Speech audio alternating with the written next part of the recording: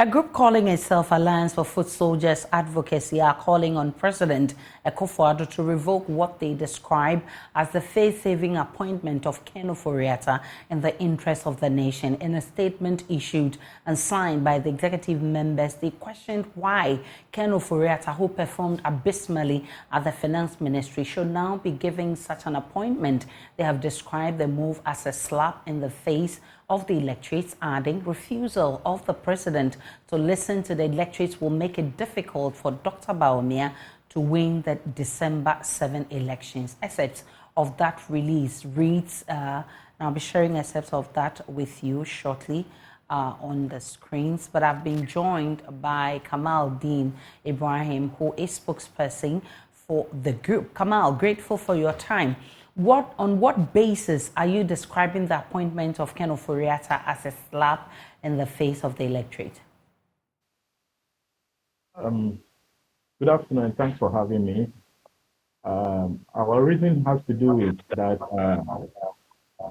Ken has been, and then we feel like just as he had the opportunity to steer his affairs without any interference from any contest, he equally should also, like the new minister appointed, should equally have that free role to also operate, devoid of any unforeseen interferences, because we all know the sort of relationship Ken Ofori-Atta has with the president. Therefore, we see to it that the kind of position being given to him is kind of giving the finance minister, the newly appointed finance minister, the position with the right hand, and as well taking it with the left hand. So it is based on this that we sat and did the analysis and decided to release the statement that Mr. President should kindly relieve Ken Ofori-Atta of his position. And you think that you foresee that he will interfere in the affairs of the newly appointed minister? Is that what you're saying? Rightfully so, because we know the kind of personality Ken is when it comes to this government. No, we will not belittle his role in this government.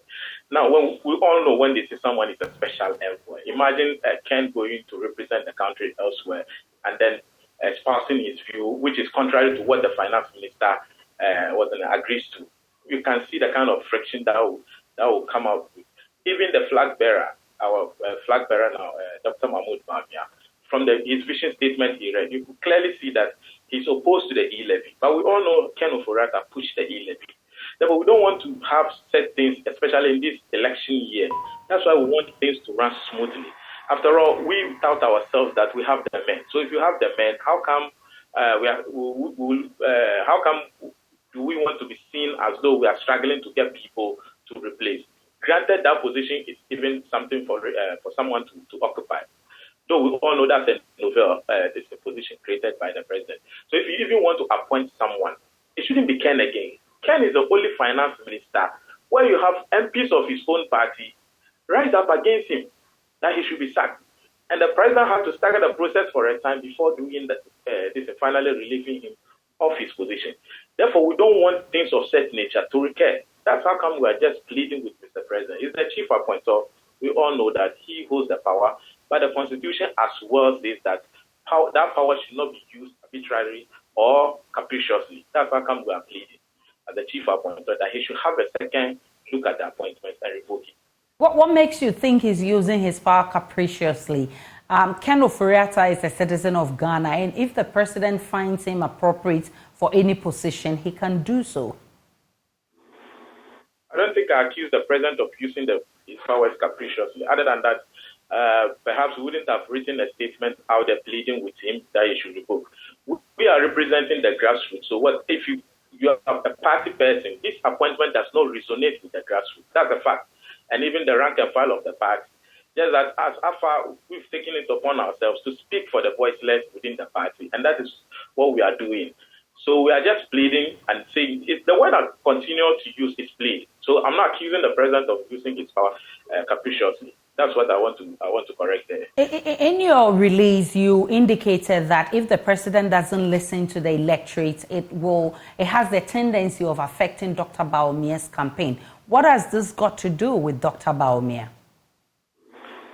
There's no economy. You can run without the finance minister being a key part of that economy. Everything basically boils down to him.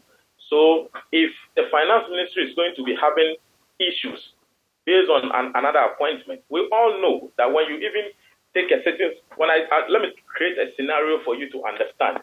We have some personalities who are hosting programs like yourself. If they take you there to go and partner someone, the person will know based on your class that you are he or she is basically being sacked indirectly. So if the finance ministry is also having someone who is going to be controlling and they're going to have issues, definitely the final person to bear the brand is the person we are taking for the election, and that is Alhaji Dr. Mahmoud Bawumia. That is why this year is critical. We've been ambitious. The party has been very, very ambitious that we want to break the 8. Therefore, we should do things that will not feed into people's perception that maybe perhaps we are running family and friends government. Because why? If Ken has been given 7 years and he served, I don't think giving him appointment for 10 months will suffice anything. Have you petitioned the president yet? Officially not yet, but we are in the process. So what next? In fact, you are in the process means that you're going to petition him today, tomorrow, when? It's not easy to get the first gentleman of the land. You have to book an appointment. You have to use every appropriate channel to get access to him. So that is what we are doing. And what next for your group if the president refuses to heed to your demands? Remember, it hasn't been easy for the MPs that you yourself indicate from Parliament to get Ken Ofori-Atta out. That wasn't an easy task. This doesn't look like an easy one. Well, what we are forgetting is that when a leader is to take decisions, sometimes it doesn't mean necessarily he must take an immediate decision. So when we are calling on him, perhaps he might not do it today or tomorrow, but subsequently he will do it. Just like the reshuffle when we started calling for it. We've seen it happen. So part of leadership not to exhibit weakness doesn't mean that if anybody just gets up to say something, no, you have to act today or tomorrow. But it can even take a week or a month, and that appointment can be revoked. What we have done is to set the tone that Mr. President, as for this appointment, it is an unpopular within the rank and file of the party. You should have a secondary look of that appointment. And you say that it's not, he doesn't necessarily have to take the decision now, but does he have that luxury of time? We have just, about 10 months to go for elections, and you don't want this decision to affect Dr. Bawumia.